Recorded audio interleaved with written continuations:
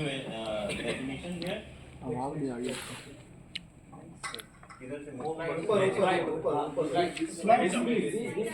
Just slide simply. We will say what anthropometry deals with. So it's mostly the measurement of man. So you can simply say आदमी का जो माप तोल करते हैं उसको हम anthropometry बोलते हैं. So measurement in the sense any जो भी जो human being का जो भी measurement है, it might be आपका lengthwise, diameter, breadth or circumference या thickness. So almost deal with this subject anthropometry. So this anthropometry जो है ये Greek word से आया हुआ है. That means one is anthropos, which means man, and metrins, which means measurement. So simple meaning है anthropos और metric. तो measurement of man. कोई बोलता है कि लिविंग एंड डेथ, मतलब जो है इसमें दो ब्रांच और हो जाता है कि जो जैसा लिविंग ह्यूमन बीइंग है उसके ऊपर एक अलग सा स्टडी हो जाता है और एक डेथ जो स्केलेटल पार्ट है उसका अलग सा ब्रांच निकल जाता है एंथ्रोपोमेट्री में ही. तो वैसे ज़्यादा डिटेल नहीं जाएंगे उसमें. तो will discuss about the anthropometry कैसे क्या क्या डील्स करता है. तो मोस्टली ये एक ऐसा इंडिपेंडेंट सब्जेक्ट, मतलब ऐसा यूनिवर्सिटी में and in colleges you won't find this anthropometry. You will find the subject anthropology, है ना. तो आपको एंथ्रोपोलॉजी जो है सोशल साइंस में जैसा आपने सोशियोलॉजी सुना होगा वैसा ही एंथ्रोपोलॉजी, आर्कियोलॉजी, है ना. तो वो एंथ्रोपोलॉजी का ही सब्जेक्ट का पार्ट है. This is one. हम ऐसा बोल सकते हैं कि एंथ्रोपोलॉजी जो है उसमें दो ब्रांच है, फिजिकल और सोशल. तो फिजिकल पार्ट जो है वो ये वाला उसका स्टडी करते हैं कि ह्यूमन ओरिजिन एंड इवोल्यूशन को लेके और ह्यूमन वेरिएशन को लेके. तो मोस्टली जो फिजिकल एंथ्रोपोलॉजी है उसका एक टूल है ये एंथ्रोपोमेट्री जो पार्ट है. It's a practical oriented part of the subject physical anthropology. जो एंथ्रोपोलॉजी का जो फिजिकल ब्रांच है उसका एक टूल है, जैसा टेक्निक है, उसको हम एंथ्रोपोमेट्री बोलते हैं. सो फिजिकल एंथ्रोपोलॉजी ये एंथ्रोपोमेट्री किस लिए यूज करते थे? To study the human origin and evolution. So आपने बहुत बार कहीं नेट में कहीं फोटो में ये देखा होगा, ये पिक्चर जो है it signifies how man is evolve, मतलब कब कहाँ आदमी कैसे आए, है ना. 4000 साल पहले या 6,000 ईयर्स पहले क्या था. तो दिस इज द ट्रेंड कि some with some fact finding fossil remain बोलता है उसको, है ना. कभी कभी स्कल मिल गया, किसी का दांत मिल गया, तो उससे एनालाइज करते हैं, कार्बन डेटिंग करते हैं कब कहाँ क्या हुआ होगा, है ना. जैसा इंडियन का भी एक फॉसिल रिमेन्स है, जैसा शिवालिक रेंज में मिलता है, उसको हम रमापिथेकस के नाम से जानता है ना.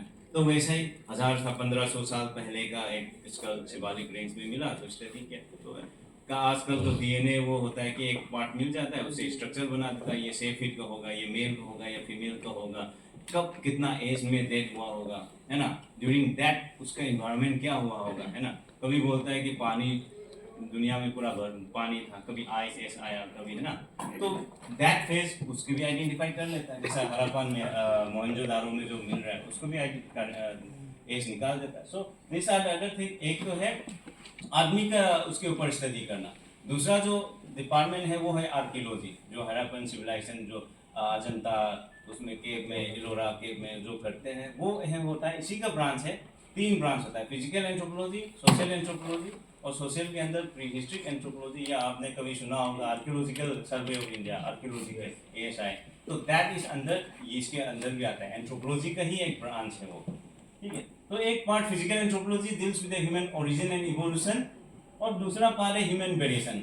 मतलब देखने में तो सब अलग अलग होता है ना. हर घर में भी है ना 2-3 भाई है, उसमें भी अलग अलग हो जाता है. Why variation? ब्लड ग्रुप भी सेम कभी कभी नहीं होता है, फिंगरप्रिंट डिफरेंट, है ना, हेयर टेक्सचर डिफरेंट. तो वेरिएशन क्यों होता है? नॉट इन फिजिकल अपीयरेंस, है ना, मोर्फोलॉजिकल फीचर जो है उसके अलावा जेनेटिकल भी डिफरेंस आ जाता है. सो क्यों वेरिएशन है? तो ये देखा जाए नॉर्थ साउथ ईस्ट वेस्ट देखने में अलग है, और कभी कभी ऐसा डिटेल में डीएनए में जाएंगे या जेनेटिकल उसमें जाएंगे, क्या होता है कि कभी कोस्टल एरिया में मलेरिया जोन, जैसा ओडिशा कोस्टल एरिया में मलेरिया जोन होता है, तो आपको उसमें कभी कभी सिकल सेल एनीमिया बोल के आपको मिलता है. जैसा ब्लड सेल जो है राउंड होता है, तो उसका चांद का जैसा सिकल धान काटता है ना, वैसा स्ट्रक्चर आधा वो हो जाता है. तो वो अपना एनवायरमेंटल एडाप्टेशन अपने आप बढ़ते जाता है. So this are the thing कि क्यों वेरिएशन है. तो कभी कभी हेमोग्लोबिन आपने हेमोग्लोबिन तो सुना होगा। Yes. हेमोग्लोबिन के अंदर हीमोग्लोबिन ए सी ई ऐसा करके और एक्सटेंशन है।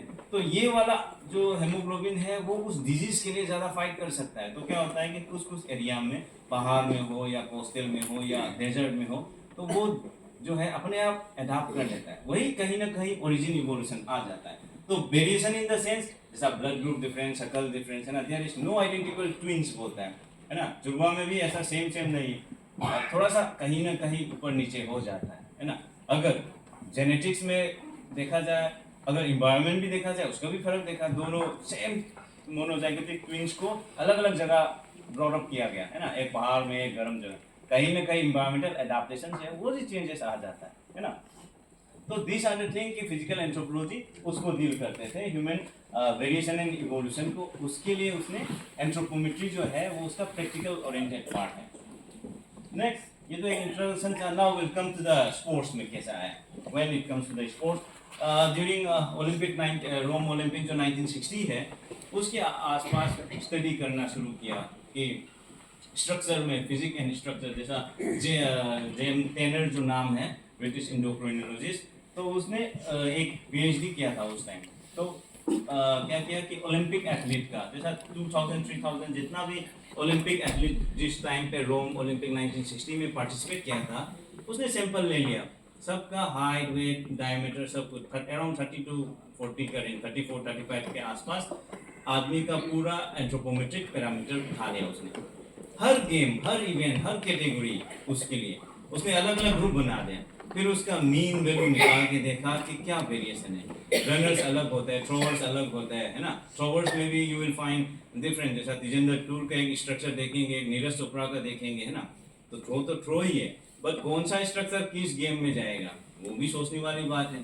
तो उसने उस टाइम बोल दिया कि 1964 में उसने बुक पब्लिश किया, that the book you will find in the NIH library also, the physics of the Olympic athlete, है ना। उसके बाद 70s 80s तक वैसा बहुत सारा रिसर्च होते गया एंथ्रोपोमेट्री के ऊपर, और ये बता दिया गया कि हाँ, फिजिक और स्ट्रक्चर जो है कहीं ना कहीं रोल निभाते हैं। The role of physique is important in any game जिसमें आपका स्ट्रक्चर एडवांटेज है।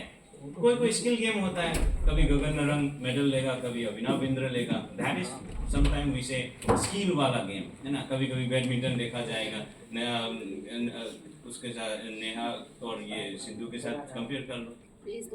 तो ये कोई स्किल होता है, स्किल के साथ साथ एडवांटेज लेना भी जानना जरूरी है, कहाँ कहाँ पे। सो उसने ये स्टडी 4 साल करने के बाद ही फाइंड आउट, जो स्टडी है उसका फाइंडिंग है वो बताया कि scientific selection of athlete for different event जो है वो जरूरी होता है।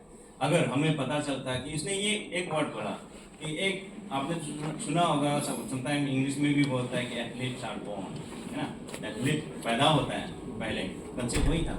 एथलीट ऐसा बनाते नहीं है जैसे भगवान, मतलब है ना, तो पैदाइश है, खून में है ना, खून में है, जेनेटिकल। एक तो पैदाइश मतलब भगवान को मानने वाला, हाँ, एक तो कंसेप्ट ये होता है भगवान को, एक तो है जेनेटिक्स। उसके बाद एक आता है कि ट्रेनिंग के बाद भी बना सकता है ना।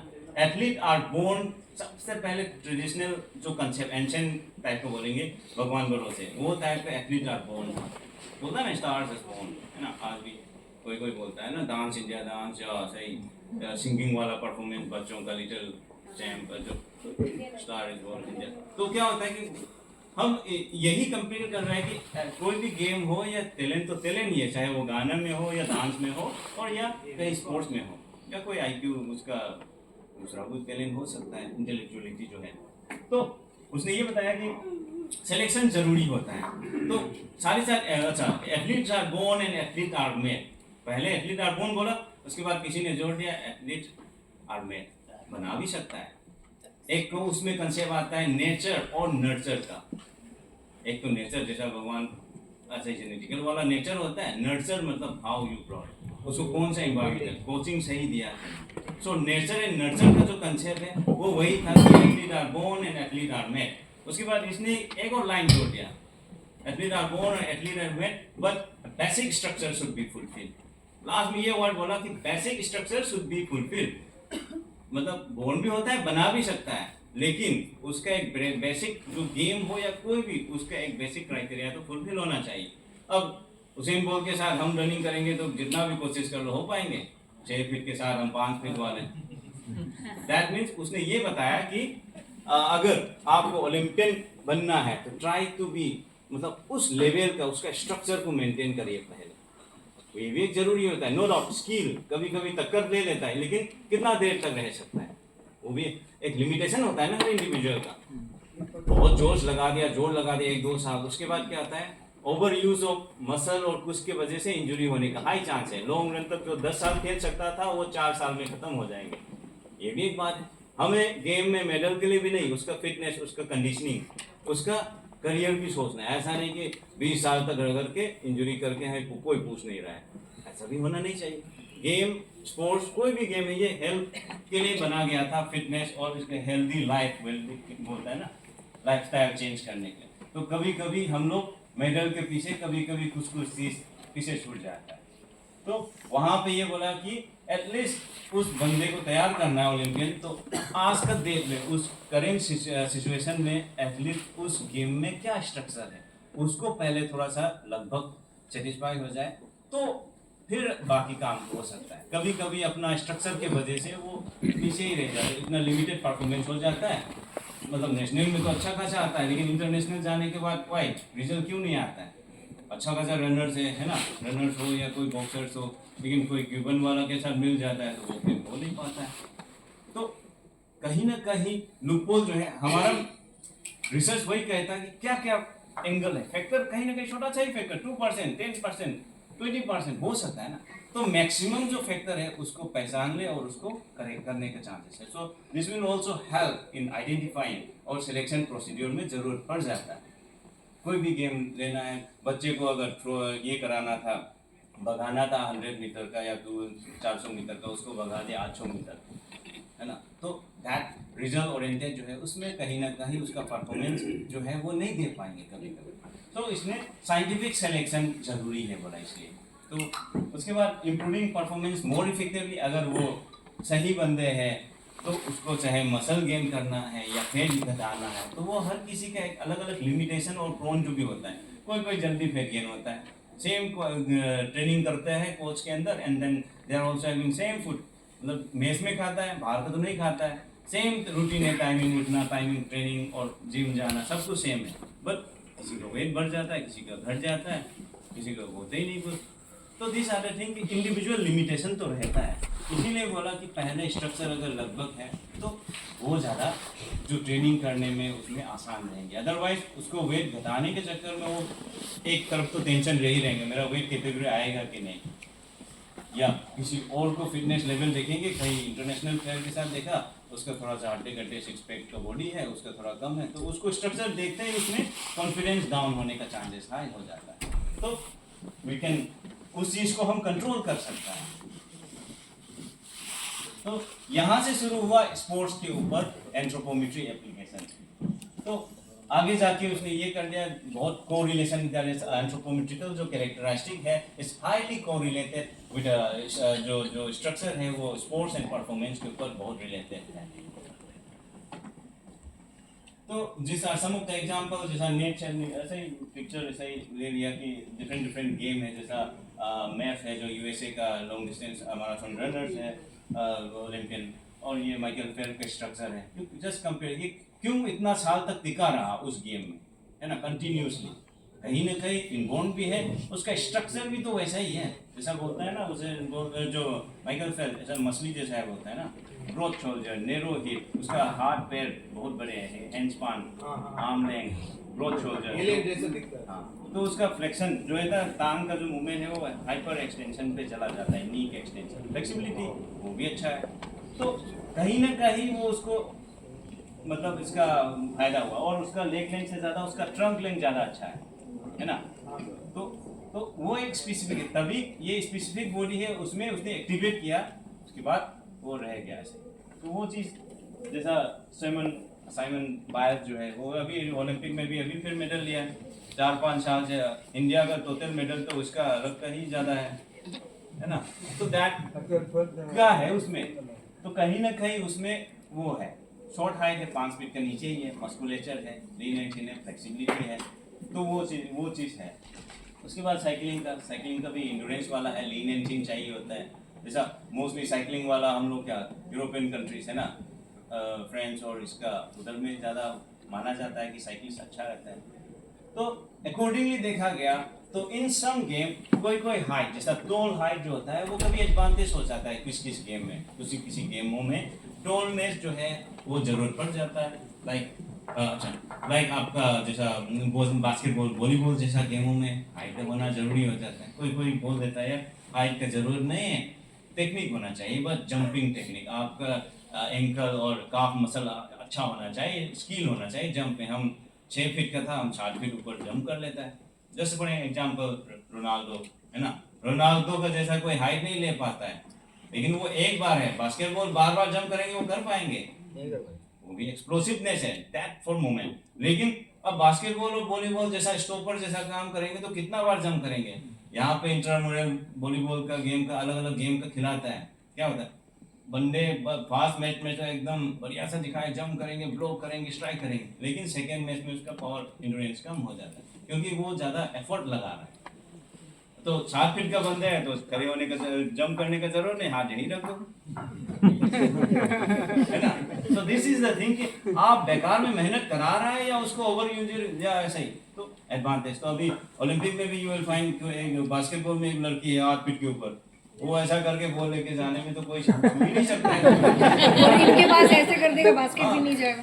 तो वही चीज है। तो अभी ओलंपिक कमेटी में क्वेश्चन क्या आया हुआ है कि this is not the game, skill game नहीं हो रहा है, ये तो एडवांटेज करके कोई रोबोट बना रहा है कि जिसका हाइट ज्यादा है वो ऐसा ही, टेक्निक स्किल नहीं। आप कभी इंडियन में भी एक है पतली लीन ऐसे एथलीट, मानेगा कि नहीं, कोई जेनेटिकली कुछ है, जेनेटिकली डिफॉर्मिटी जो बोलता है ना उसको, कहीं एक्स्ट्रा एक्स हो जाता है, कोई एक्स्ट्रा वाई आ जाता है क्रोमोसोम में, तो वो हो जाता है। तो वो कहीं जैसा खल्ली देखा होता है ना, पहले अभी टीम या WWF जो खेलने के बाद थोड़ा सा नाम पहले वीक था, बॉडी बनाया, लेकिन था तो ऐसा ही।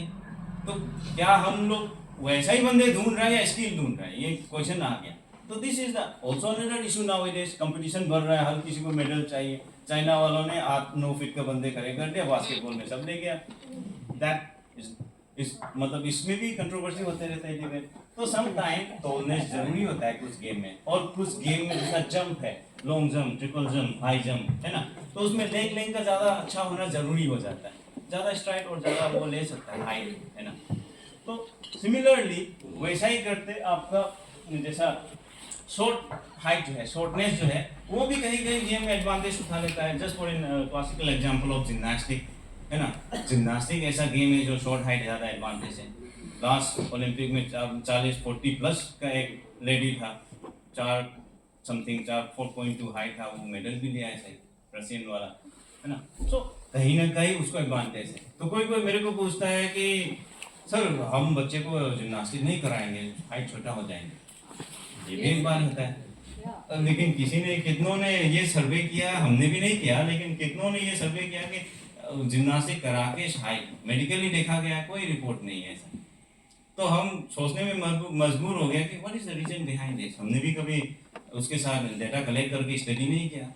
तो एक लॉजिक ये आया कि जो भी हमको ये सवाल करता है, हम पूछने लग जाता है कि आपने कितनों को देखा, जो सक्सेसफुल एथलीट को ही देखा है ना आपने, अनसक्सेसफुल जिम्नास्ट को कितनों का कलेक्शन किया आपने data. That means survival for the fittest, जो डार्विन का लॉ है, जो छोटा था वो रह गया, इसलिए तुमको वही लग रहा है। जो बड़े होते गया वो एडाप्ट नहीं कर पाया, मेडल नहीं आ पाया, तो चांस ही नहीं मिला, स्टेट रिप्रेजेंट नहीं कर पाया, ये भी हो सकता है। तो आपने कितना जो वो एक्सट्रैक्ट कर चुका है उसका कितना रिपोर्ट लिया, जिम्नास्टिक तो कराया होगा, लेकिन हाइट बढ़ते बढ़ते क्या होता है कि सेम स्पेस में आपको सेम वही रोल करना या क्या होता है ना, तो उसमें आपको स्पेस ज़्यादा चाहिए होता है, या आपका टाइम कंज्यूमशन ज़्यादा होगा रोल करते समय। So it is also factor, जो स्मूथनेस, जो लचक और जो फ्लेक्सिबिलिटी और जो होता है ना स्मूथ, वो नहीं मिलता होगा तो स्कोरिंग 7 की जगह 5 मिलता होगा। स्लो मूवमेंट है ना, ज़्यादा लंबा हाथ होगा उतना ही टाइम टेकिंग है, जो डायमीटर जो सर्कमफ्रेंस है वो घुमाएंगे, जितना होगा उतना ही सरफेस एरिया कवर करेंगे, तो टाइम कंजम्पशन भी ज़्यादा लेगा। कहीं फ्रैक्शन ऑफ सेकेंड में करना था, 2 सेकेंड लेट था, तो फिर पॉइंट उसको मिल जाएंगे, है ना। इतना स्पेस में आपको you have to do this, इतना हाइट में, तो वो नहीं अडॉप्ट कर पाता होगा, ये भी एक सोच सकता है। लेकिन हाँ, साइंटिस्ट और मेडिकल ये बताता है कि कभी कभार जो एक्सरसाइज कराता है जिम्नास्टिक में, जो फ्लेक्सिबिलिटी के लिए, जैसा जॉइनिंग, उसमें लोड ज़्यादा पड़ जाता है ना, रिस्ट में जो जॉइनिंग है, और लैंडिंग के समय आपको एंकल और नी में, है ना। तो उस वजह से ग्रोइंग फेज में अगर ये बार बार लोड देते गया तो क्या होता है कि ग्रोथ होने में थोड़ा सा आपको मतलब हैम्पर ऑब्स्टेकल आ सकता है, ये बोलो। क्योंकि जल्दी लोड देंगे तो क्या होता है, जल्दी जुड़ जाने का चांसेस हो जाता है। मैच्योरिटी नहीं है वो आपका एक्टिविटी और कुछ एक्सरसाइज से जल्दी वो हो गया, पक्का हो गया, कच्चा नहीं रहा। तो अब ये जॉइनिंग अगर वो हो गया तो वो जो एलोंगेटेड होना था, जो बोन साइज में इंक्रीज करना था लेंथ में, वो थोड़ा सा कंप्रोमाइज करने पड़ जाता, उतना तो है। लेकिन ये पॉइंट भी जानना है कि कुछ हद तक कराना सही होता है। हर किसी को जिम्नास्टिक और योगा जो है वो फ्लेक्सिबिलिटी और उसके लिए ज़रूरत होता है, फिटनेस के लिए। अदरवाइज बैक पेन शुरू हो जाएंगे, अगर फ्लेक्सिबिलिटी मेंटेन नहीं करेंगे तो मसल वीक हो जाएंगे। So that is the gymnastic is an classical example for shortness. उसके साथ साथ आपका जूडो हो गया, रेसलिंग हो गया, हाँ, रेसलिंग, जूडो, वेट लिफ्टिंग, ऐसा गेमों में भी एडवांटेज है। तो और मोस्टली जैसा देखा जाए तो जो भी ग्राउंड स्टेबिलिटी चाहिए, जो गेम में ग्राउंड स्टेबिलिटी जमीन के साथ जुड़ा रहता है जो गेम में, तो उसके लिए शॉर्ट हाइट ज़्यादा एडवांटेज है ना। तो the thing is simple example biomechanics लो वही है कि आपका डबल देकर जो बस है वो 50 के ऊपर जाएंगे, वो पल एक्सीडेंट हो जाएंगे, पलटेंगे, है ना। आप फॉर्मूला 1 200 स्पीड में कार में जा सकता है, हाँ एक्सीडेंट तो होता है, लेकिन 200 स्पीड तो उठा पाता है ना, टायर मोटे हैं, हाइट कम है। यही गेम में भी अप्लाइड होता है। जिसका टोल हाइट है, पैर लगा दो, गिरने का हाई चांसेस है। जो थोड़ा सा शॉर्ट हाइट है वो क्या होता है कि वो ज़्यादा स्टेबल हो जाता है ना। तो कमजोरी कहाँ पे है वो देखता है। अगर रेसलिंग में देखा जाएंगे तो यू विल फाइंड कि वो लोग जब लड़ते हैं कि एक दूसरे में इस अलाइनमेंट में एक दूसरे का कंधे के ऊपर रगड़ रगड़ के अपना बॉडी वेट एक दूसरे को देता है। थकाने के बाद वो हुक लगाता है पहले, बाद में, है ना। तो क्या होता है कि वो क्यों जमीन के साथ नीचे जा रहा है। 50 सपोज 60 kg है मेरा, अब यहाँ पे 60 kg अलग है, हम लेट जाएंगे तो 60 का थोड़ा सा और सेंटर ऑफ ग्रेविटी का भी असर पड़ेंगे, है ना। जस्ट एग्जांपल, कभी घर में ऐसा ही देखा होगा, बच्चे अगर बोर्ड में आना चाहता है तो वो जंप कर लेता है, आधे मिनट जंप करने में हमको भी आसान रहता था, उठाने में मन नहीं करा, कोई अंकल पकड़ना चाहता है, बच्चे मन नहीं है तो वो बैठ जाएंगे, नहीं नहीं नहीं नहीं अब आगे दिखाओ। सेम वेट तो है, 9 kg है, लेकिन 9 kg को उसके साथ खड़े खड़े उठाना और बैठ के उठाने में आपको दिक्कत, वो जो ग्रेविटी है वो खेल देता है। गेम में भी वही अप्लाई कर लेता है, तभी रेसलिंग वाला है जितना हो सके ज़मीन के पास रहता है। जो खड़े हो गया, जूडो वैसा गेमों में एक पैर बाहर रख देता है, उसको बॉडी को बाहर करके रख देता है, पैर में गिराना दे। So this are the something कि स्ट्रक्चर वाइज एडवांटेज उठा लेता है ना। तो उसके बाद वेट लिफ्टिंग में भी वही सेम चीज़ है, जितना हाइट होगा सेम वेट है, 100 kg उठाना है तो 100 के प्लस जितना ऊपर जाएंगे उसका सेंटर ऑफ ग्रेविटी का जो है वो भी आपको उठाना पड़ेगा। हाथ पैर अगर ज़्यादा लंबे हैं, जितना बॉडी एक्सिस से बाहर जाएंगे उतना ही ज़्यादा आपको इंजरी होने का भी चांस है, फ्रैक्चर होने का जितना दूर होगा। और जो बॉडी एक्सिस के साथ पास रहेंगे, जैसा देखा होगा ऐसे कोई लेबर, डेली वेज लेबर जो है वो सर पे ईटा लेके जा रहा है, ऐसा तो नहीं जाता है ना। जितना सामान कहाँ उठा पाता है, सर के बल पे।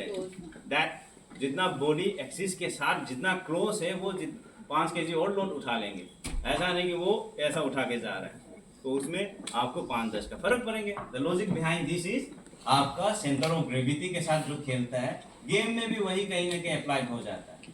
सो वेट लिफ्टिंग छोटा छोटा हाथ पैर होगा, मोस्टली नॉर्थ ईस्ट का देखेंगे आपको, मणिपुर का, त्रिपुरा का, मिजोरम का, अरुणाचल का। तो बॉडी एडाप्टेबल इसलिए है क्योंकि वो थोड़ा सा ग्रेविटी कम होता है, वही वेट उठाना है लेकिन ज़्यादा हाइट पे नहीं उठाना है, तो वो हो जाता है। तो आपको मोस्ट ऑफ द केसेस अलग अलग गेमों का अलग अलग एडवांटेज मिल जाएंगे उसमें। और साथ ही साथ development of muscle and bone भी चाहिए होता है कि अकॉर्डिंग टू योर परफॉर्मेंस, हाँ किसको मसल बढ़ाना है as per your demand and requirement. उसके हिसाब से bone and muscle regular monitoring करना जरूरी होता है कि फेट कितना आ रहा है, कितना होना चाहिए, इंटरनेशनल लेवल में क्या है, मेल का फीमेल का एज के हिसाब से। तो दिस आर समथिंग। और सारी लास्ट में क्लासिफिकेशन ऑफ बॉडी टाइप, अलग अलग टाइप होता है बॉडी में, तो कौन सा type, what type of body is best suited for what kind of game, कौन सा गेम के लिए कौन सा बॉडी स्ट्रक्चर ज़्यादा फिट है, तो वो इसके अंदर एंथ्रोपोमेट्री में होता है। So these are some of the length-wise, breadth-wise, diameter-wise measurement of anthropometry. Measurement जो है कोई size, just for an example, बहुत बार बोला है measurement, कौन सा measurement?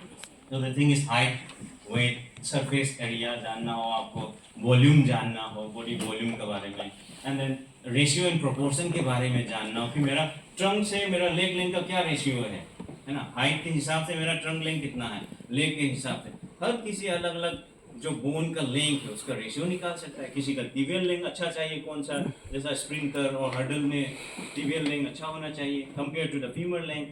कभी कभी रिसर्च ऐसा भी आता है, कोई हर इंडिविजुअल सेम नहीं होता है, कोई 50-50 डिस्ट्रीब्यूशन होता है, किसी का 45/55, तो कहीं ना कहीं वो भी चांस हो जाता है। आपका शोल्डर और हिप वेट जो है, जैसा बोलते हैं ना, ब्रॉड शोल्डर, नैरो हिप, है ना, मैस्कुलिन एंड फेमिनिन जेंडर का ये कैरेक्टरिस्टिक है। लड़का है तो ब्रॉड शोल्डर नैरो हिप, है ना, लड़की है तो थोड़ा नैरो हिप और ब्रॉड शोल्डर। बट गेम में जितना भी अच्छा एथलीट देखा जाएंगे, ब्रॉड शोल्डर ही ज़्यादा सक्सेसफुल हो जाएंगे, क्योंकि पावर कहाँ से आ रहा है शोल्डर का, तो इसके लिए ब्रॉड शोल्डर होना जरूरी होता है। कुछ जहाँ पे आपका स्ट्रेंथ, पावर, स्टेमिना चाहिए उस गेम में। बाकी सर्कमफ्रेंस वाइज आप ले सकता है।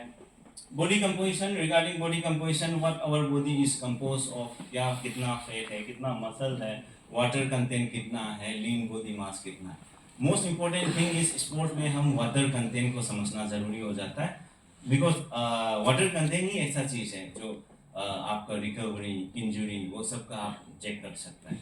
आपका अगर वाटर कंटेंट सही नहीं है तो आपका रिकवरी भी टाइम लग सकता है, और जिसका हाइड्रेशन लेवल सही नहीं है वो इसमें इंजरी होने का, मसल क्रेम होने का चांसेस हाई होता है। Like just for an example, आपका फुटबॉल हो या हॉकी हो, ऐसा गेमों में क्या होता है कि बीच में पानी ब्रेक मिलता है। हॉकी तो अपने आप वैसे 15-15 मिनट का खेलता है, पानी ब्रेक है वो, मतलब एक्सटेंसिव और इंटेंसिव जो वर्कआउट होता है उसमें तो डिहाइड्रेट हो जाएंगे, पानी नहीं पिएंगे। फुटबॉल में क्या होता है कि ब्रेक नहीं मिलता है 45, लेकिन भागते हैं 15 किलोमीटर एक इंडिविजुअल भागता है हर मैच में विद स्पीड के साथ, तो क्या होता है वाटर लेवल डाउन हो जाता है, उसको भी फिलअप करना पड़ता है।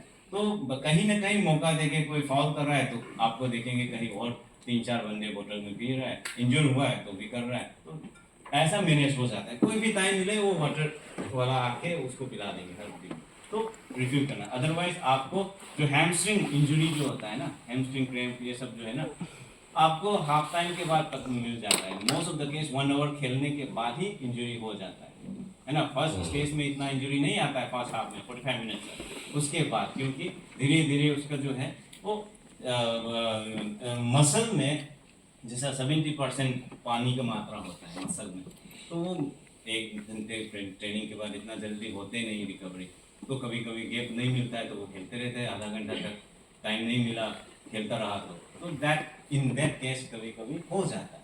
तो आपको वाटर कंटेंट जानना जरूरी हो जाता है। And then this are some of the anthropometric equipment which are we basically use for measuring anthropometric आदमी का जो मेजरमेंट है, लाइक आपका हाइट मेजर करना, stadiometer is there, anthropometric rod which we can use for taking height measurement, arm span हो गया, आपका sitting height हो गया, broad shoulder का diameter लेना है, so this is the anthropometric rod we have। तो इससे arm span जैसा अलग अलग आपका length wise measurement ले सकता है।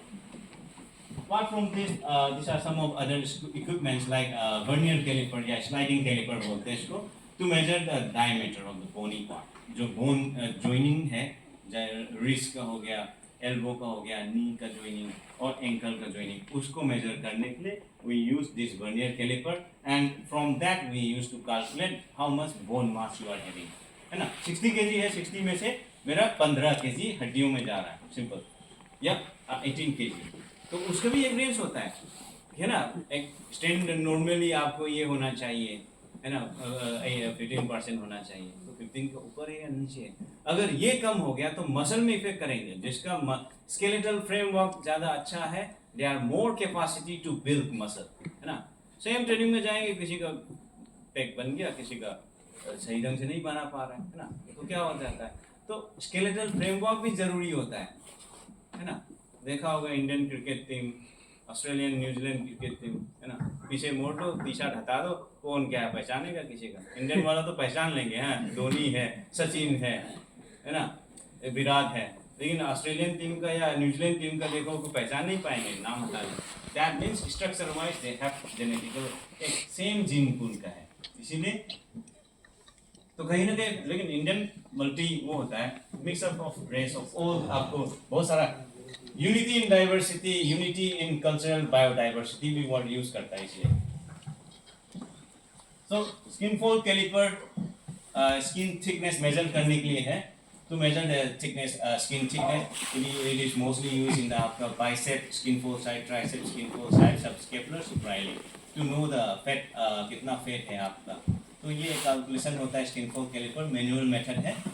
और एक measuring tape, simple measuring tape वो बॉडी मेजरमेंट, लाइक आपका upper arm circumference, upper arm normal है, forearm circumference, thigh circumference, calf circumference, and आपका कभी कभार वेस्ट और चेस्ट का सर्कमफ्रेंस मेजर करना है। Wing scale. So these are the basic equipment we have. Apart from this, we are also having some new technology जो है BIA method है, boat port है, अलग-अलग जो है पैरामीटर, ज़्यादा पैरामीटर भी होंगे।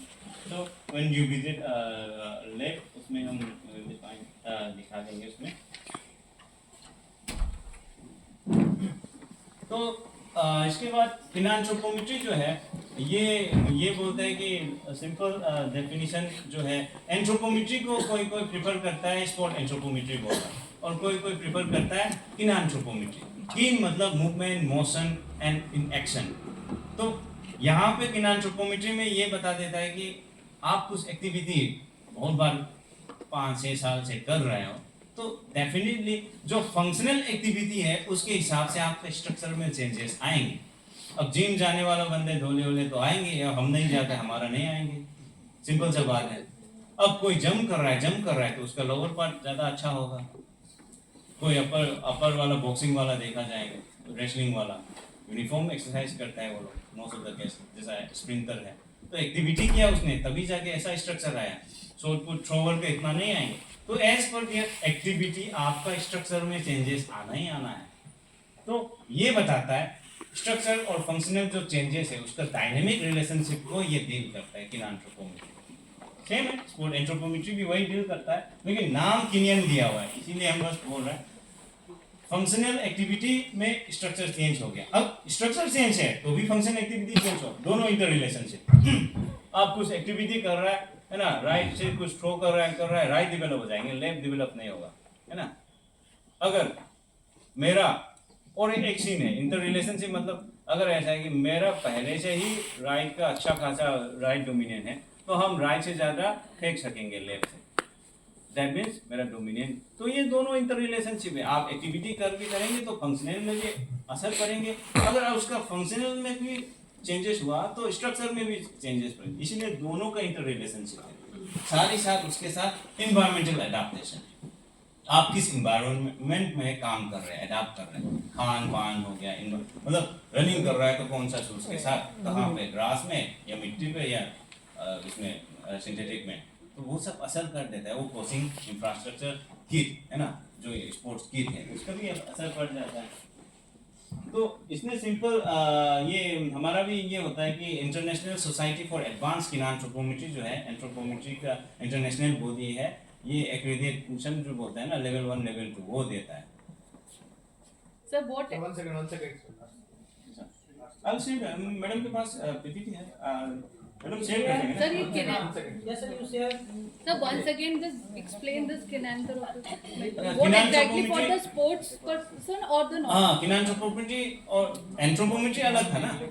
एंथ्रोपोमेट्री normal समझ, अब body. किनांथ्रोप फॉर नॉर्मल पॉपुलेशन। अब स्पोर्ट्स एंथ्रोपोमेट्री कोई बोलता है या किनांथ्रोपोमेट्री बोलना पसंद करता है। Mostly Europe sport anthropometry prefer करता है, दूसरा कंट्री यूएसए जैसा हो गया उसमें आपको किनांथ्रोपोमेट्री टाइप का वो प्रिफर करता है बोलना। तो वर्ड का मीनिंग बता रहा था, कीन मतलब किन्शोलॉजी जैसा आपने सुना होगा, मूवमेंट मोशन के, अगर कोई एक्टिविटी करता है तो उसके हिसाब से उसका स्ट्रक्चर में चेंजेस आएंगे, है ना।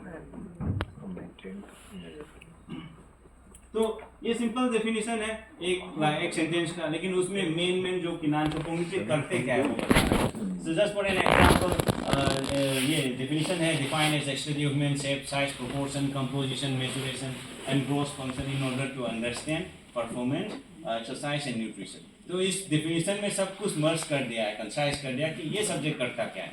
तो the thing is size. Size मतलब आपका तोड़ शॉर्ट, जैसा आप गेम वाइज देख सकते हैं कि कौन सा प्रेफरेबल है।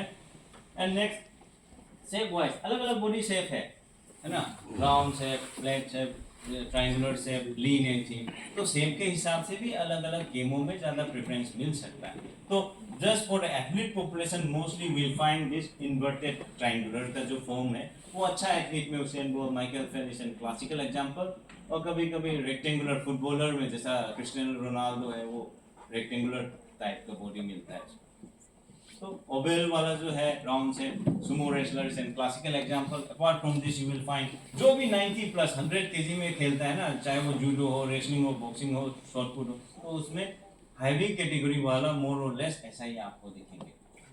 उसके बाद बॉडी प्रोपोर्शन, अलग अलग बॉडी प्रोपोर्शन जैसा बात हुआ है, कोई कोई होता है ना, at the time of birth से लेके एडल्ट तक का एक प्रोपोर्शन होता है। पहले बच्चे बेबी बर्ड होता है तो हेड का पोर्शन ज़्यादा हो जाता है, क्योंकि हेड सबसे पहले डेवलप हो जाता है, उसके बाद धीरे धीरे आपका लीन स्ट्रंग शुरू होता है ना। तो ये प्रोपोर्शन अलग है। बाद में धीरे धीरे एडल्ट जो पोर्शन है वो कम हो जाता है, बाकी ट्रंक और लिम्स जो है वो ज़्यादा बढ़ जाता है। Proportion changes biologically. उसके बाद एक जेनेटिकल भी है, किसी किसी का एडल्ट पॉपुलेशन में देखा जाएंगे, किसी का रेशियो जिसका लोअर ज़्यादा अच्छा है, सेम हाइट है लेकिन 3 आदमी मिलेंगे आपको सेम हाइट का। एक तो है 50-50 डिस्ट्रीब्यूशन, मतलब अपर और लोअर का सेम। दूसरा है जिसका टांग ज़्यादा लंबे है, लेग लेंथ, है ना। और तीसरा लेग लेंथ शॉर्ट और अपर ज़्यादा। तो ऐसा गेमों में भी सेम जैसा एग्जाम्पल दिया था वो एग्जाम्पल फिट हो जाता है यहाँ पे। जो लेग लेंथ ज़्यादा अच्छा है वो जंप, जहाँ पे हर्डल हो, long jump, high, mostly high jump, उसमें काम आ जाता है। बी जो 50-50 डिस्ट्रीब्यूशन है, he can play lots of game, average कोई भी गेम खेल सकता है, 3 गेम खेल सकता है, देयर इज नो स्पेसिफिक, ऐसा कुछ है नहीं, लेकिन वो चांस हर किसी गेम में चांस ले सकता है। एंड देन टाइप सी जो है लोअर, जैसा आपने weight lifting, judo, wrestling, gymnastic बोला, वैसा लोगों के लिए ज़्यादा एडवांटेजेस है जो लोअर कम है। लोअर का जो लेग लेंथ कम है, ट्रंक अच्छा है जिसका। उसके बाद एक आता है सोमाटोटाइपिंग। ये है सोमाटोटाइपिंग, क्लासिफिकेशन और टाइपिंग ऑफ बॉडी। जिसका ज्यादा फैट का मात्रा ज्यादा है उसको हम एंडोमॉर्फी बोलते हैं, जिसको मस्कुलेशन ज्यादा है उसको हम मेसोमॉर्फी बोलते हैं, जो लीन एंड थीन है उसको हम एक्टोमॉर्फी बोलते हैं। तो हर आदमी के अंदर तीनों होता है, लेकिन कौन सा डोमिनेंट है, मसल डोमिनेंट या फैट डोमिनेंट है या दोनों है ही नहीं। So this are the thing कि क्लासिफिकेशन करने में कि हम देखने से बिना देखे बोल दे कि हाँ एंडोमॉर्फी बंदा आया हुआ है मेरा डिपार्टमेंट में, अच्छा थ्रोवर का होगा शायद बच्चे, तो ऐसा अंदाजा लगा। और रेटिंग भी दे देता है 2-4-2, है ना, 5 रेटिंग 3 रेटिंग, ऐसा ही ये रेटिंग देता है। तो उस रेटिंग से उस इंडिविजुअल का आंख बंद करके चार्ट में कहाँ पढ़ेंगे और वो कौन सा गेम के लिए फिट होगा, वो टाइप का चार्ट बना के दिखा सकता है। This are some of the example that आपका अलग अलग गेम के हिसाब से वेट लिफ्टिंग कहाँ मिलता है, जिम्नास्टिक कहाँ मिलता है, वो एक चार्ट बना सकता है। सोमाटो चार्ट होता है उसको, टैलेंट आइडेंटिफिकेशन में काम आता है। क्योंकि हर टाइम जो भी गेम है उसमें क्या होता है कि आपका स्ट्रेंथ, फ्लेक्सिबिलिटी, स्टेमिना, ये सब स्किल, ये सब चाहिए होता है। तो ये कॉम्बिनेशन ऑफ 5 जो एस बोलता है ना, उसी का कॉम्बिनेशन है। किसी में स्पीड ज़्यादा चाहिए, किसी में स्ट्रेंथ ज़्यादा चाहिए, किसी में एजिलिटी कम चाहिए या ज़्यादा चाहिए। तो कॉम्बिनेशन ऑफ मोटर जो स्किल है उसके ऊपर ही है। तो ये भी उस मोटर स्किल से लेके उसका फैट और मसल को कंपेयर करके इसका चार्ट बनाया हुआ है। यहाँ इस सेक्शन में पड़ा हुआ है तो वो उस गेम के लिए सही होगा, ये सेक्शन में है तो उस गेम में। तो like that this also have. तो मोस्टली स्ट्रेंथ, पावर लिफ्टिंग और परफेक्ट इंडोमॉर्फी के लिए पावर लिफ्टिंग और स्ट्रेंथ वाला गेम में इंडोमॉर्फी ज़्यादा सही होता है। मेसोमॉर्फी जो है स्ट्रेंथ, इंड्योरेंस, पावर, एजिलिटी, जहाँ पे आपको स्ट्रेंथ भी चाहिए, इंड्योरेंस भी, पावर भी, एजिलिटी भी, वो ज़्यादा मेसोमॉर्फिक होगा। लाइक स्प्रिंटर का बॉडी देख लो, बॉक्सिंग का देख लो, ऐसा। तो और एक्टोमोर्फी लीन एंड थीन जो है वो कौन सा गेम के लिए, endurance, flexibility and agility. Endurance मतलब आपका लॉन्ग डिस्टेंस रनर को मान लो, लीन एंड थीन रहता है। तो दिस आर द थिंग कि इससे पता चल जाता है।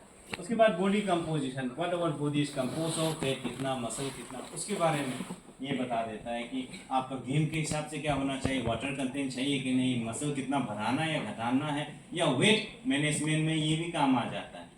वेट घटाने में क्या होता है कि मसल भी घट जाता है, परफॉर्मेंस डाउन हो जाता है, वो ताकत नहीं रहता है। फिर वेट बढ़ाना है तो भी क्या होता है कि फैट बढ़ जाता है, तो उसके बाद उसका मूवमेंट और मोशन स्लो हो जाता है, एजिलिटी कम हो जाता है, तो परफॉर्मेंस में असर पड़ जाता है। तभी वेट को तुरंत बढ़ाना महीने 2 महीने में या घटाना वेट कैटेगरी गेम के लिए बहुत प्रॉब्लमेटिक होता है ऐसे एथलीट उसको मेंटेन करना। तो इसको भी प्रायर नोटिस हो जाएंगे, यार तुम्हारा वेट ज़्यादा बढ़ने का चांसेस है, तुम हमेशा खाते समय मेंटेन करके खाना। तो कभी घर चला जाता है, उसके बाद फिर 4-5 केजी भर के आ जाता है रात का खाना खा के, गेम से वापस जाके, तो वो हो जाता है, हफ्ते लग जाता है फिर उसको खींचने में। तो दिस अदर थिंग होते रहता है। तो ये जस्ट पीपीटी में देख लीजिए कितना परसेंट वो है। यू विल सी 15% मेल के लिए स्टैंडर्ड नॉर्मल रेंज है, फीमेल के लिए 27% of body fat normal range है। कहाँ से कहाँ तक जा सकता है, यहाँ पे 8 से 22% ऑफ बॉडी फैट जो है मेल के लिए नॉर्मल है। फीमेल के लिए 23 से लेके आपका 35 तक, 20 से लेके 35 तक नॉर्मल माना जाता है। एथलीट पॉपुलेशन में 5-5 केजी कम कर देंगे, क्योंकि वो तो कुछ कर रहा है ना, हम तो कुछ नहीं कर रहा, वो तो एटलीस्ट फिटनेस कर रहा है, तो एटलीस्ट उसका लेवल डाउन होना चाहिए। तो कौन सा गेम में ज़्यादा, वही लिखा है कि इंडोरेंस में लीन एंड थीन ज़्यादा फैट कम वाला एडवांटेज उठा लेता है। और वेट कैटेगरी ऐसा गेमों में आपका रियलिस्टिक वेट कैटेगरी कौन सा होना चाहिए, उसको चूज करने में बॉडी कंपोजिशन का आपको अवेयरनेस होना जरूरी है, for athlete, for coaches also, कि इसका हाइट इतना है तो कितना घटा सकता है, इसका according to his height, gender, age और उसका बोन फ्रेमवर्क, उसके हिसाब से घटाना पड़ेगा। जबरदस्ती घटाएंगे परफॉर्मेंस रहेगा नहीं। बच्चे में क्या होता है कि बार बार साल में 3-4 बार डाइटिंग करके 3 दिन भूखा वेट खींच के ना अपना लिवर ही कितनी खराब करता है, और कुछ नहीं। तो that systematically scientifically weight loss करना, इसको समझाना जरूरी है। जो डेंजरस मेथड बहुत सारे हैं वेट लॉस करने का, वो यूज कर लेते हैं, आसान तरीका है, साइड इफेक्ट आता है फिर उसके बाद। So technically weight category controversy, बहुत सारे सवाल उठते हैं, लेकिन इसको एटलीस्ट बॉडी कंपोजिशन के नज़रिया से देखें तो बच्चे सही ढंग से कर पाता है। तो वैसा एज की एक मायने रहता है कि 20 साल 21 साल तक कोई फैट नहीं होता है, जितना भी खिला लो, है ना, जितना भी दबा के खा लो, वेट गेन ही नहीं होगा, कोई इशू नहीं है। 25 के बाद मेरे पास आना, फिर बताना, वही थाली खा के, है ना। तो वही कैंप वाला बच्चे वही करते हैं, अरे कोई नहीं हम खा रहे थे, मेरे को वेट गेन नहीं था। अब 4-5 साल के बाद डिप्लोमा करने आया तो बस हो गया, फिर डमरू पेट निकल के आ गया। क्या हुआ बोला तो बहाने, अरे इनका वो हो गया था ना, एसीएल वाला था ना, घुटने एसीएल लिगामेंट इशू हो गया, भाग ही नहीं पा रहा है बोलता है। लेकिन क्या होता है कि फूड हैबिट, खाना तो वही खाना है, वर्कआउट कम हो जाता है, तो वो हो जाता है। ऊपर से बायोलॉजिकल 25-30 के बाद आपका वेट गेन होने का हाई चांसेस होता है, तो वो भी एक इशू है वेट कैटेगरी गेमों में, जिम्नास्टिक ऐसा गेमों में। तो नाउ एक पॉइंट होता है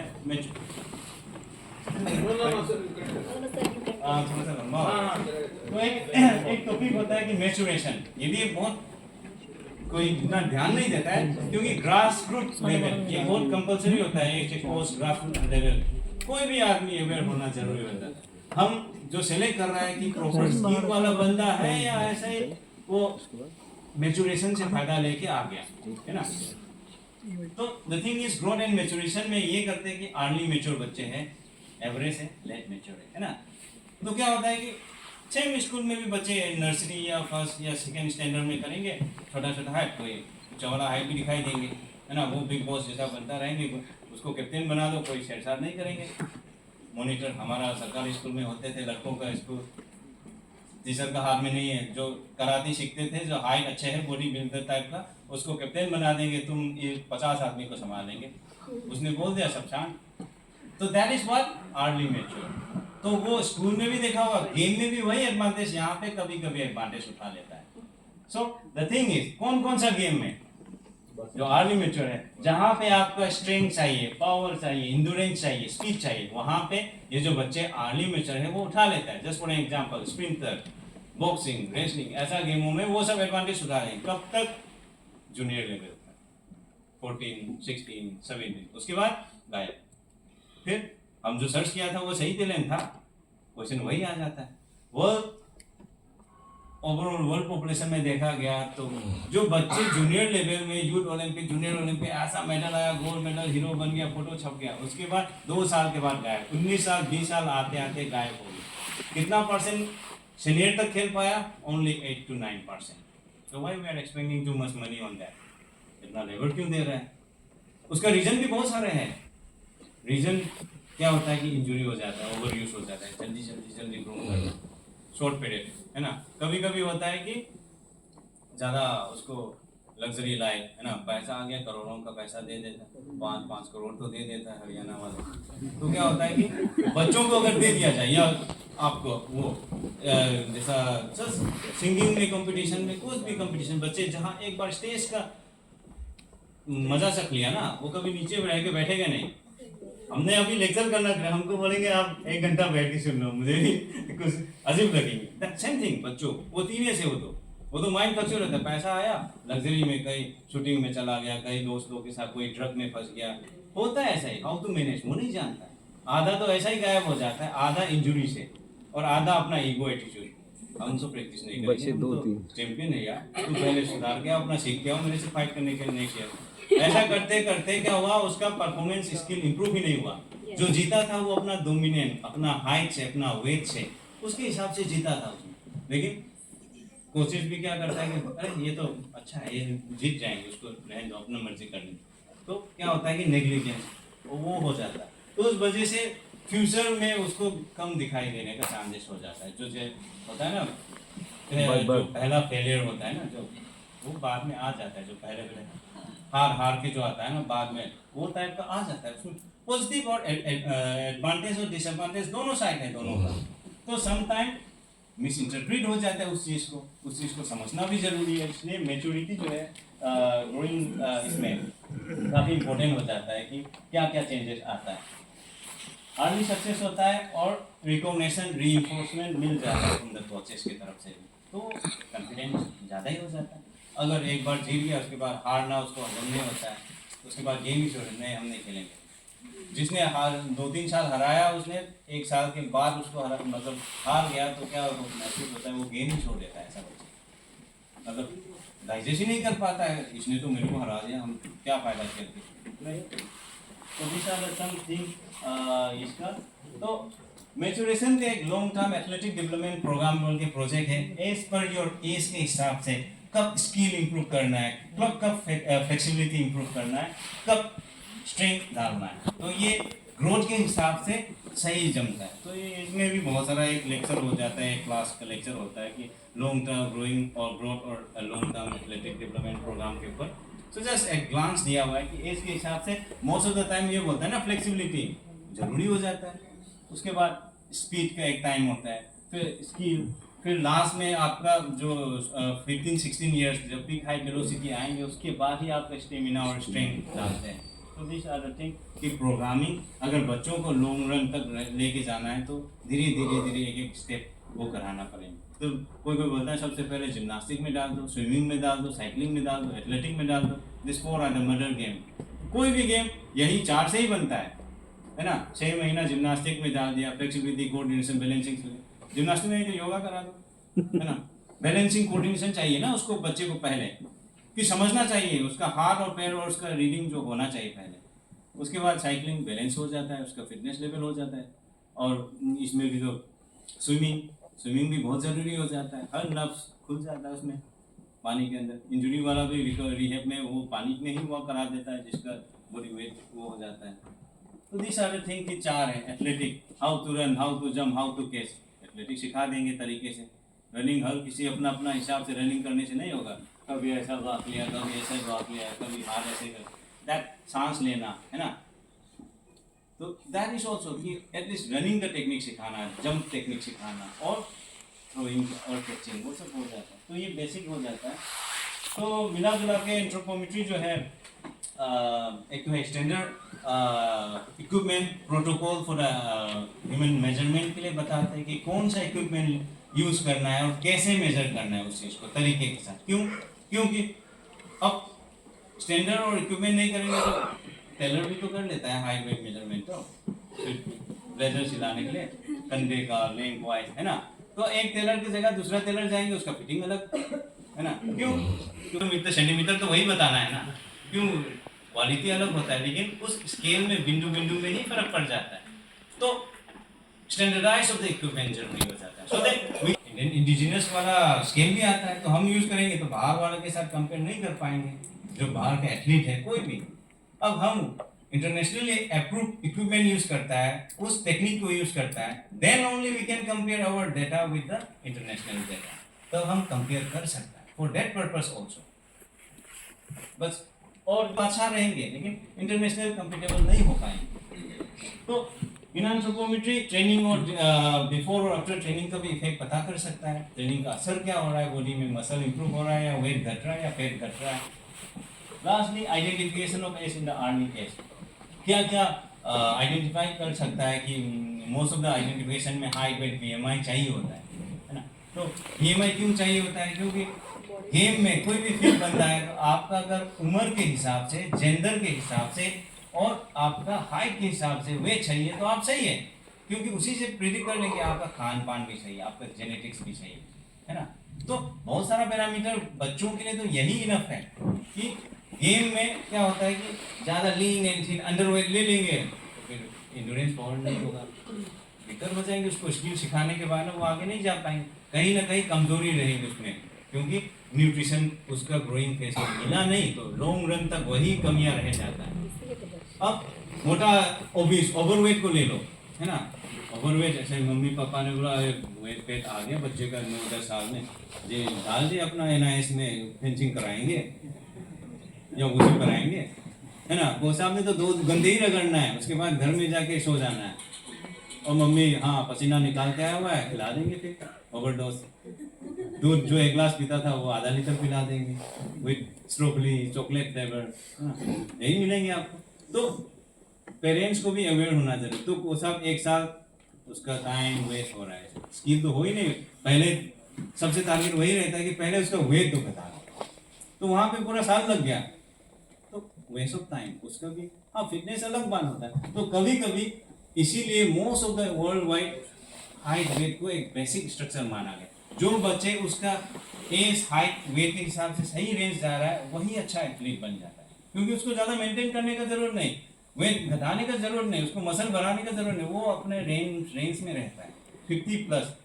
जो एवरेज का 50% अगर उसके ऊपर है, मोस्ट ऑफ द अच्छा एथलीट जो है वो उसका 60-70% परसेंटाइल आपने सुना होगा, उसी परसेंटाइल में घूमते रहता है ना, 50+ परसेंटाइल। तो भी सेलेक्ट करते समय अगर वो ले लेंगे तो आपको फिजिकल फिटनेस वाला जो आपका मेहनत ज़्यादा है वो अपने आप कम हो जाएंगे, वो जेनेटिकली वो एडवांटेज है। बाकी 50% दैट मीन्स आपका जल्दी और बना सकता है, वो प्रिडिक्ट कर पाता है। खान पान सही होगा उसका फैमिली में या ये होगा। तो लास्ट में वही होता है। और कौन सा गेम कहाँ पे डालें, अगर बच्चे हैं तो वो पेरेंट्स का हाइट देख के जेवलिन में डालना है या शॉर्टपुट में डालना है। 3-4 गेम है, कौन सा जेवलिन में डालेंगे, शॉर्टपुट डिस्क थ्रो अलग अलग है, स्ट्रक्चर देखेंगे अलग अलग है। किसी को हाइट चाहिए, किसी को मसल चाहिए, किसी को हाइट के साथ आपका फैट और मसल भी चाहिए, किसी में आपका थोड़ा छोटा हाइट भी चल जाएगा, है ना। तो वो चूज करने में काम आता है। तो लास्ट में 1-2 योगा के साथ थोड़ा सा इंटरेस्ट जो फाइंडिंग था, तो ये 2-4 पॉइंट है। जैसा ग्रोथ एंड डेवलपमेंट है तो ज़रूरी है, जैसा आपको जिम्नास्टिक कराना है बोल रहा है, तो योगा इज ऑल्सो फ्लेक्सिबिलिटी। बच्चों का उसका बैलेंसिंग और फ्लेक्सिबिलिटी तो ज़रूरी होता है। हर बच्चे पैर खुल जाता है ना, हमने भी किया, लेकिन अगर प्रैक्टिस नहीं करेंगे तो आज के डेट में नहीं कर पाता है, दैट फ्लेक्सिबिलिटी धीरे धीरे कम हो जाता है। तो उस टाइम पे और ज़्यादा होगा, फ्लेक्सिबिलिटी जो है वो कराना जरूरी है एडोलेसेंस स्टेज तक का, वही आपका फिटनेस और उसमें मदद करेंगे। मसल बोन जॉइंट्स में चेंजेस आने में भी उसका improvement, flexibility, strength, posture, balance and coordination improve कर देता है। बॉडी कंपोजिशन, BMI के बारे में बहुत बार बता दिया कि आपका फैट ज़्यादा घटाना, तो आपका योगा से भी आप वेट घटा सकता है ना। बहुत सारा आपका आसना है, कुछ कुछ जो एब्डोमिनल के लिए भी वर्कआउट होता है साइड वाइज। तो जो मूवमेंट है, जो डाइट है, उससे भी आपका बीएमआई और फैट को, बॉडी कंपोजिशन को कंट्रोल कर सकता है। एक तो ये पॉइंट है, बॉडी प्रोपोर्शन के बारे में बताया था। किसी का आर्म स्पान ज़्यादा अच्छा है, किसी का लेग लेंगे, उसके हिसाब से क्या होता है कि कुछ कुछ मॉडिफिकेशन करना जरूरी हो जाता है कुछ कुछ आसन में। तो मॉडिफिकेशन में भी नीडेड अकॉर्डिंग टू द इसका accommodate variation in body proportion. किसी का होता है ना सेम पोस्चर है, कोई कोई वो नहीं टच कर पा रहा है, लेग लंबे हैं, आर्म छोटे हैं, तो किसी किसी का आर्म ज़्यादा है, वो तो बिना स्ट्रेच के ऐसा ही टच कर लिया, तो आप पक्का मान लेंगे उसको। नहीं, उसके एंगल को भी थोड़ा सा, मुश्किल तो सबका बराबर होना चाहिए ना, जो डिफिकल्टी लेवल है, ऐसा नहीं कि उसके हिसाब से डिफिकल्टी 4 में दूसरा का 5 आ गया, तो इट शुड बी यूनिफॉर्मली। तो उसके कभी कभी उसमें इंजरी भी हो जाता है फिर उस चक्कर में कि जो नहीं कर पा रहा वो जबरदस्ती करेंगे तो फिर इंजरी होने का चांसेस। तो फॉर इंस्टेंस इंडिविजुअल एक लॉन्गर लिम्ब, ये एग्जांपल दिया गया था वहाँ पे, लिम्स में फाइंड सर्टेन पोजेस में more challenging than those with shorter limbs due to leverage difference. ये एक टेक्निक है। For example longer limbs might require adjustment in poses like triangular pose है ना, और वॉरियर पोज जो है, तो उसमें भी चेंजेस करना थोड़ा सा वो ज़्यादा इस हिसाब से आपका कस्टमाइज और इसको ऑप्टिमाइजिंग आसन उसको इम्प्रूव कर सकता है विच मॉडिफिकेशन। तो एक तो ये होता है किसी किसी का पोस्चर जो है उसमें आर्म ज़्यादा है तो वो दिक्कत हो सकता है, जो अलाइनमेंट है उसका सेटिंग है वो भी कर सकता है उसके हिसाब से। And then prevention of injury लिखा गया है कि योगा और इंजरी से बचाने का।